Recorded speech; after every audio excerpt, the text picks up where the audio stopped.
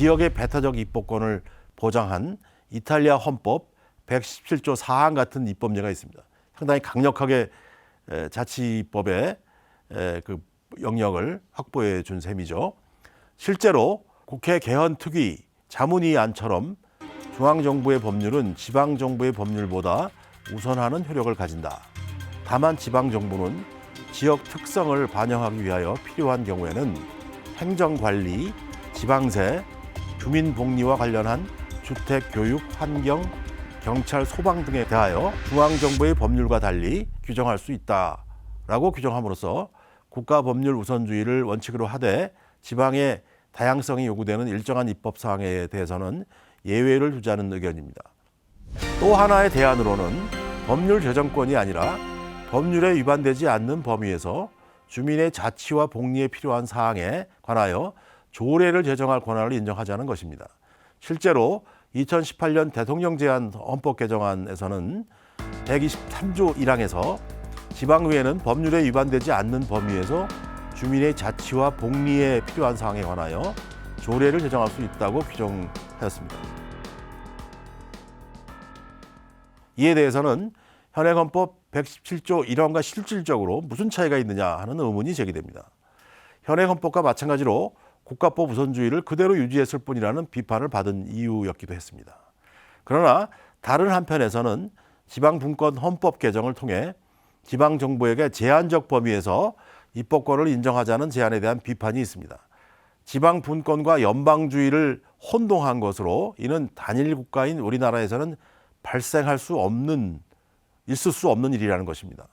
지방분권이라는 것은 단일 국가에서 지방의 국가의 행정적 권한을 배분하는 문제일 뿐 어떤 지방자치단체도 국가의 행정권 이외에 입법권이나 사법권을 향유할 수 없는데도 국회 개선특위 자문이 아니라 대통령 안에서 지방자치단체가 입법권을 향유하거나 법률과 유사한 독립명령을 발할 수 있도록 한 것은 지방분권과 연방주의의 개념을 혼동한 데서 비롯된 것이라고 비판합니다.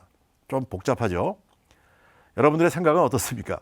저는 지방자치단체에게 입법에 참여하거나 일정한 범위에서 입법권을 부여하는 게 단일 국가 또는 단방제 국가에서는 불가능한 것이라는 그 주장에 대해서는 찬동하지 않습니다. 연방 국가의 경우 주나 지방이 그 주권이 미치는 범위 안에서 입법권을 가지는 것은 당연한 일이죠. 하지만 지방자치단체에게 제한적인 입법권을 부여할 것인지 여부는 연방국가와 단방제 국가라고 해서 그 근본 원리가 달라지는 것은 아니기 때문입니다. 연방국가의 경우에도 주나 지방 안에 지방자치 영역이 존재하는 것은 단방국가의 경우와 다르지 않습니다. 헌법에서 단일 주권, 단일 입법권이 아니라 단일 주권, 입법권의 분점, 다양화의 변형 모델을 수행한다면 불가능한 일은 아닙니다. 이탈리아와 같은 입법례가 그 점을 잘 보여줍니다. 물론 지방정부 입법권 부여에 반대하는 입장에서는 지방자치단체에게 연방국가에서 주나 지방이 누리는 것과 같은 수준의 입법권을 준다는 것은 어불성설이라고 여길 수도 있습니다. 지방분권을 연방주의와 혼동했다는 지적은 바로 그 점을 경계하려는 의도에서 나온 것이겠죠. 이해는 갑니다. 종종 그런 인상을 주는 논의도 없지 않았던 것이 또 사실입니다. 그러나 여기서 문제는 지방자치단체에게 주나 지방이 누리는 것과 같은 입법권을 줄 것인가 하는 것이 아닙니다. 지방자치의 고유 영역에서나마 지방자치단체가 입법을 하거나 적어도 입법에 영향을 미칠 수 있는 지위를 헌법 개정을 통해 인정받아야 하지 않겠는가 하는 것입니다. 그러니까 연방제하고 직접 관련된 것은 아니라는 얘기죠. 이것이 문제의 핵심입니다. 물론 우리나라의 경우 앞서 살펴본 바와 같은 헌법 37조 2항이라는 장애물을 넘어야 합니다. 여기서 다음과 같은 아이디어는 어떨까요? 개정안입니다. 지방자치단체는 관할구역의 지역 특성으로 필요한 경우 행정관리, 지방세 및 주민복리와 직결된 주택, 교육, 환경, 경찰, 소방, 그 밖의 법률로 정하는 지방자치의 고유한 영역에 대하여 국가의 법률과 규율을 달리하는 자치법규를 정할 수 있다 하는 1항을 이제 넣고요. 2항에서는 지방자치단체는 국가안전보장, 질서 유지 또는 공공복리를 위하여 필요한 경우에 하나요. 제1항에 따른 자치법규로서 그 관할 구역 주민의 권리와 자유를 제한할 수 있으며 제한하는 경우에도 자유와 권리의 본질적인 내용을 침해할 수 없다. 헌법 37조 2항을 지방자치에 맞게 변용한 그런 조항입니다. 3항이 이제 중요합니다. 제1항에 따라 자치법규를 정한 경우 그 자치법규는 37조 2항에 따른 법률에 해당하는 것으로 본다. 그러면 37조 2항과의 충돌을 피할 수 있지 않을까 하는 그런 아이디어입니다.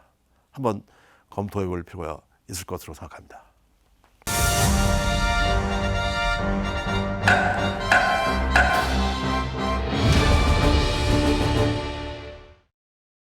중앙과 지방 간의 사무 배분의 원칙과 기준을 헌법에 명시하는 것도 중요한 과제입니다.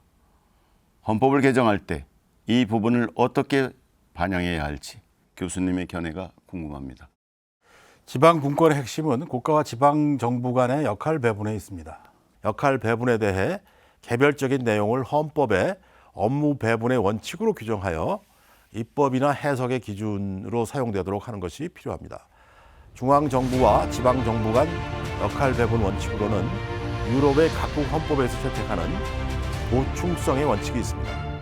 한편으로는 정의의 원칙으로, 다른 한편으로는 효율성의 원칙으로 보충성의 원칙이 거론되고 있습니다. 보충성의 원리는 국가와 지방정부의 관계에서도 가장 기본이 되는 법원칙이므로 헌법 개정안에 포함시켜야 합니다. 개인과 공동체 간, 각급 공동체 간 역할 분담의 원리로 규정하는 방식이 가장 바람직하겠죠. 보충성의 원칙은 행정기능에만 적용되는 것이 아니고 입법과 사법을 포함한 모든 역할의 배분에 모두 적용됩니다. 대통령 제안 헌법 개정안 121조 4항은 국가와 지방정부 간, 지방정부 상호 간 사무의 배분은 주민에게 가까운 지방정부가 우선한다는 원칙에 따라 법률로 정한다고 규정해서 보충성의 원칙을 구현한 바 있습니다. 보충성의 원칙은 법률에만 적용되는 것이 아니라 헌법에서도 적용돼야 하지만 지방자치단체에 대한 사무 배분을 포괄적으로 법률에 위임하여 보충성의 원칙을 퇴색시킨 것이 문제입니다. 지방자치법은 이미 11조에서 사무 배분의 기본 원칙을 명시하고 있습니다. 이에 따르면 첫째, 국가는 지방자치단체가 사무를 종합적, 자율적으로 수행할 수 있도록 국가와 지방자치단체 간 또는 지방자치단체 상호 간의 사무를 주민의 편익 증진, 집행의 효과 등을 고려하여 서로 중복되지 아니하도록 배분하여야 하며 둘째, 국가는 사무를 배분하는 경우 지역 주민 생활과 밀접한 관련이 있는 사무는 원칙적으로 시군 및 자치구의 사무로 시군 및 자치구가 처리하기 어려운 사무는 시도의 사무로 시도가 처리하기 어려운 사무는 국가의 사무로 각각 배분하여야 합니다. 셋째, 국가가 지방자치단체에 사무를 배분하거나 지방자치단체가 사무를 다른 지방자치단체에 재배분할 때는 사무를 배분받거나 재배분받는 지방자치단체가 그 사무를 자기 책임하에 종합적으로 처리할 수 있도록 관련 사무를 포괄적으로 배분하여야 합니다. 이와 같은 사무 배분의 원칙을 다시 헌법에서 반복할 필요는 없겠죠. 다만 그 기본 개념을 헌법에서 명문화하는 것은 충분히 검토해 볼 만한 아이디어입니다. 가령 2018년에 대통령 제안 헌법 개정안 121조 4항처럼 국가와 지방정부 간, 지방정부 상호 간 사무의 배분은 주민에게 가까운, 여기서 주민에게 가깝다는 말이 중요하죠. 주민에게 가까운 지방정부가 우선한다 하는 이 대원칙을 명문화하는 방안입니다.